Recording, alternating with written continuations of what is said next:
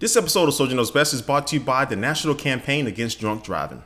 Hey, what's up guys, Soldier Knows Best here. This video we're going to be talking about the next generation iPhone, or should I say iPhones, that will probably come in very shortly. Now rumor has it that September 10th is going to be the date for Apple's event where they're going to be announcing this new iPhones and other stuff as well. Maybe some new iPods, some new other software, and maybe even some new iPads. We may see all that here at this event, but definitely we'll see something about the next generation iPhone. Now it's going to talk about something that we know for sure is coming. That's going to be the iPhone 5S. So this is going to be just like the iPhone 4S, but it's going to look probably exactly like the iPhone 5, but have some different things going under the hood. And in this particular case, one of the big changes may be a fingerprint sensor on the home button itself. So this is going to be great for security, locking your phone and other things as well. You know, maybe getting into your emails or locking down certain things in the OS with your fingerprint may be a lot easier than trying to remember a passcode or something like that. It should be more secure than that. But a fingerprint sensor could be coming to the home button, and we don't know whether it's going to still remain circular, that home button, or then make it a little bit more rectangular to be able to get all of your finger there. We'll see how Apple makes that change. Now another rumor is that the camera will probably be staying around the same 8 megapixels, but it'll be getting down to an aperture f2.0, and what that means is that it's going to be able to take better shots in low light. And that's really the big things with cell phones, that performance kind of fade away in low light situations. So Apple may be trying to combat that with making a better sensor inside of the camera. Now some other changes that could be happening under the hood is that it could be getting the new A7 processor, going to make things faster and better, especially for gaming and applications. And also, instead of 512 megabytes as in the iPhone 5, it could go up to 1 gigabyte of RAM.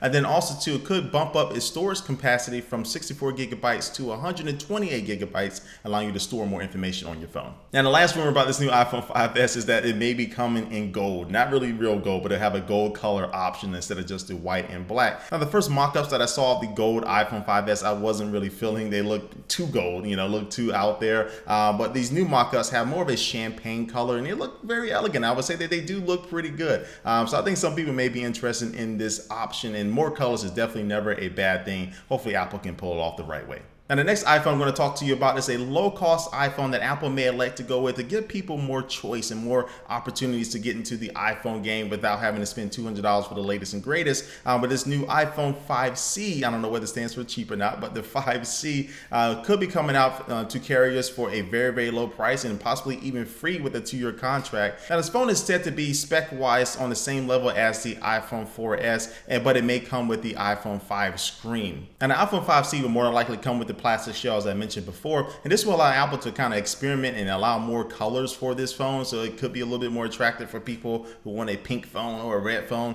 This 5C could be your opportunity to get that. So ultimately guys, this has been all the rumors going around about the iPhone 5S and 5C, but we won't know for sure what Apple is doing until they announce it. Again, more than likely that will be happening on September the 10th, so definitely save the date for that day, and I'll definitely be covering all the footage when Apple does announce these new iPhones. So anyway guys, leave your comment down below what you think about these new iPhones. What do you really want to see besides a fingerprint sensor in the next generation iPhone? What does it need? But before I do officially end this video, it's going to take one last look at our sponsor.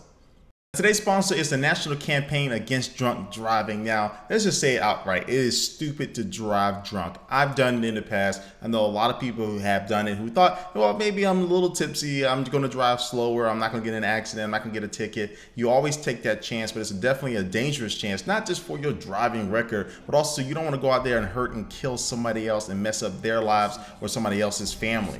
For example, on Labor Day 2010, we saw 147 people killed by somebody who was drunk driving with a blood alcohol content of 0.08. So this is definitely something not to mess around with. We have Labor Day weekend coming up this year.